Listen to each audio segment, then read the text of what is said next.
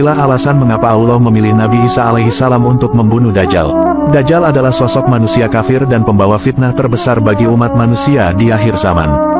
Maka, tidak ada seorang nabi kecuali telah memberi peringatan tentang seorang manusia pembohong yang matanya buta sebelah itu. Selain buta sebelah, di antara kedua matanya tertulis tulisan kafir. Saat kemunculannya di akhir zaman, Dajjal akan menyesatkan manusia dengan kemampuannya yang super dahsyat. Tujuannya yaitu agar iman manusia goyah dan menjadi pengikut setianya. Di antara kemampuan Dajjal adalah, dia dapat menurunkan hujan dan menghidupkan manusia sesuka hatinya. Rasulullah pernah bersabda, Dajjal membawa fitnah besar dengan memerintahkan langit untuk menurunkan hujan. Hujan pun turun dalam penglihatan manusia. Ia membunuh dan kemudian menghidupkan kembali dalam penglihatan seseorang, kemudian menghidupkannya kembali dalam penglihatan manusia yang tidak mungkin ditandingi orang lain. Hadis riwayat Imam Ahmad. Lalu, mengapa Nabi Isa yang dipilih untuk membunuh Dajjal, dan kenapa bukan Nabi Muhammad? Berikut alasannya. Dalam hadis sahih dijelaskan, bahwa Nabi Isa bin Maryam akan diturunkan pada akhir zaman diantaranya untuk membunuh Dajjal. Selain itu juga untuk menyangkal anggapan bahwa Nabi Isa dibunuh dan disalib sebagaimana persangkaan orang-orang Yahudi dan Nasrani. Padahal, sebenarnya Nabi Isa telah diangkat oleh Allah, sedangkan orang yang disalib saat itu adalah laki-laki yang diserupakan dengan Nabi Isa. Kelak di akhir zaman, Nabi Isa akan turun dan hidup di bumi selama 40 tahun. Beliau akan memberi dua opsi kepada manusia yang masih hidup di zaman itu, yaitu beriman dengan ajaran yang dibawa oleh Nabi Muhammad, atau diperangi. Dalam kurun waktu 40 tahun itu, 33 tahun dilalui dengan huru-hara akhir zaman dan 7 tahun dalam kedamaian.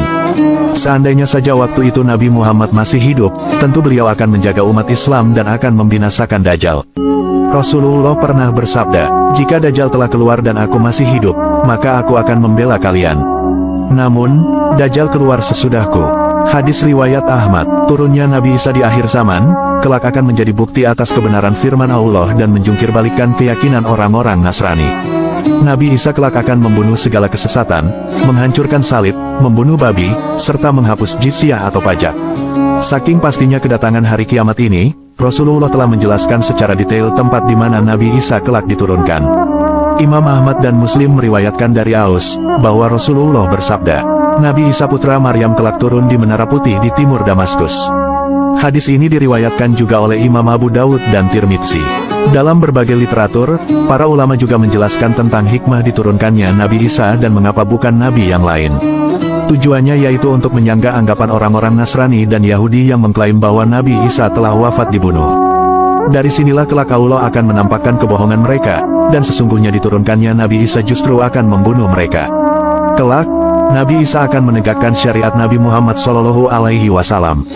Ada sebuah pendapat yang mengatakan, bahwa pada saat Nabi Isa melihat sifat Nabi Muhammad dan umatnya, maka beliau berdoa kepada Allah agar dijadikan bagian dari umat Nabi Muhammad. Lalu, Allah lantas mengabulkan doa Nabi Isa alaihissalam. Di akhir zaman nanti, Nabi Isa akan menjadi pembaharu urusan Islam yang bertepatan dengan keluarnya Dajjal. Beliaulah yang nantinya akan membunuh Dajjal. Nabi Muhammad telah menjelaskan tentang ciri-ciri Nabi Isa alaihissalam. Nabi Muhammad bersabda, tidak ada nabi yang hidup di antara masaku dan Nabi Isa. Sungguh, kelak ia akan turun, jika kalian melihatnya, maka kenalilah.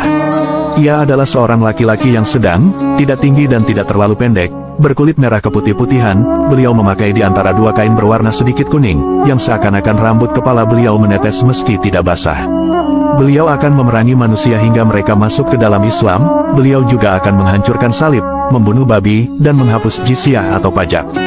Hadis riwayat Abu Dawud. Semoga kisah ini bermanfaat. Wallahu a'lamu bishawab. Jangan lupa di subscribe, semoga berkah.